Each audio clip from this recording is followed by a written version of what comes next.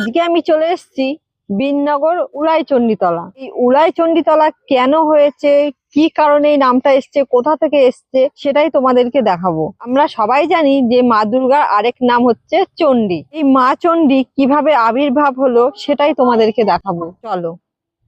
প্রথমেই আমি একটা গাছ দেখতে পেয়েছি, আর এই গাছে দেখো ইট পাটকেল অনেক কিছু বাঁধা রয়েছে। হয়তো অনেক মানুষ এখানে মানসা করে আছেন বা মানত করে গেছে, সেই জন্য এগুলো বাঁধা আছে। আমরা জানি বা শুনেছি কেউ মানত করলে গাছে এসব বেঁধে যায়। আমি চলে এসেছি সেই মায়ের স্থানেই, আর এখানে দেখো লেখা আছে শ্রী শ্রী মা উলাইচণ্ডী, আর এখানে প্রচুর ঘন্টা বাঁধা রয়েছে। আমি এত মন্দিরে ভিডিও করতে গেছি, এত কখনো ঘন্টা বাঁধা একসাথে দেখিনি। এই ফার্স্ট টাইম আমি এত ঘন্টা এখানে দেখছি। এখানে যে পুরোহিত আছেন বা যিনি পুজো করেন 40 বছর ধরে, তো উনি বলেছেন যে প্রত্যেকটা মানুষের যদি মনের আশা পূর্ণ হয়, এখানে নাকি একটা করে ঘন্টা বেঁধে রেখে যায়। এখানে মায়ের শিলামূর্তি রাখা আছে, সেটাই তোমাদেরকে দেখাবো। সামনে একটা ঘট রাখা আছে, তার উপর একটা ডাব, আর দেখো কত সুন্দর ফুল দিয়ে সাজানো। ঘটের পেছনেই কিন্তু শিলামূর্তিটা রাখা আছে, দেখো কত সুন্দর লাগছে দেখতে। আর এখানে পেছনে দেখো পাথর রাখা আছে। আমরা কিন্তু এই পাথরগুলোকে মানে শিবের বাস বলেই মেনে থাকি। তো দেখো এখানে পাথরগুলো আছে, মানে এখানে শিব ঠাকুরের বসবাস আছে।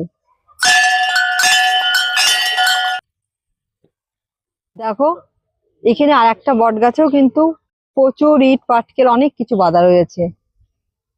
ওই সামনে ওই ডালগুলোতেও কত ইট পাটকেল ঝরা রয়েছে। ওই সাইডে আমি যেদিকেই তাকাচ্ছি সেদিকেই দেখছি ইট পাটকেল বাঁধা রয়েছে চারিপাশে। তার মানে কত মানুষ এখানে আসে, প্রচুর মানুষ এখানে এসে তার মনের ইচ্ছা আশা সবকিছু ঠাকুরের কাছে বলে যায়, আর পূরণ হলেই কিন্তু একটা করে ঘন্টা এখানে বেঁধে রেখে যায়। এবার তোমাদেরকে শোনাবো যে মা উলাইচণ্ডী কি করে আবির্ভাব হলো। এখানে একটা গঙ্গা ছিল, সেই গঙ্গাটা বর্তমানে সরতে সরতে ফুলিয়ায় চলে যায়, যেটা এখান থেকে 5 থেকে 6 কিলোমিটার দূরে। একদিন সীমন্ত সওদাগর এই গঙ্গা দিয়েই বাণিজ্য করতে যাচ্ছিল। তো বাণিজ্য করতে গিয়ে নৌকাটা বেঁধে যায়। বেঁধে যাওয়ার কারণে উনি এখানে নৌকাটা নোঙর করেন। যেহেতু রাত হয়ে গেছিল, তো উনি স্বপ্নের মধ্যে মানে মা রূপে ওনাকে ডাকছেন যে তুই কি দেখতে পাচ্ছিস না, আমাকে প্রতিষ্ঠা কর এখানেই। আজ থেকে কিন্তু প্রায় 400 বছর আগেকার কথা বলছি আমি।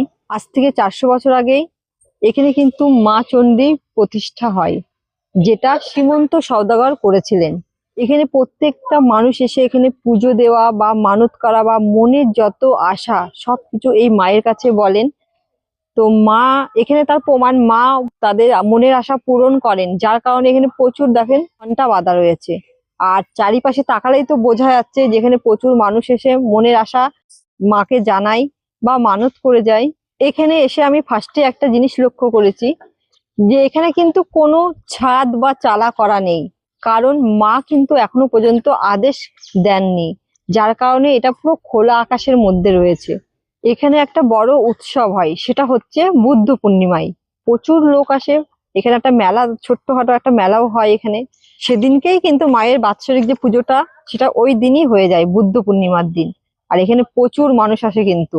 তো তোমরা ভিডিওটা দেখছো, তোমরা অবশ্যই চেষ্টা করো একবার আসার জন্য এখানে।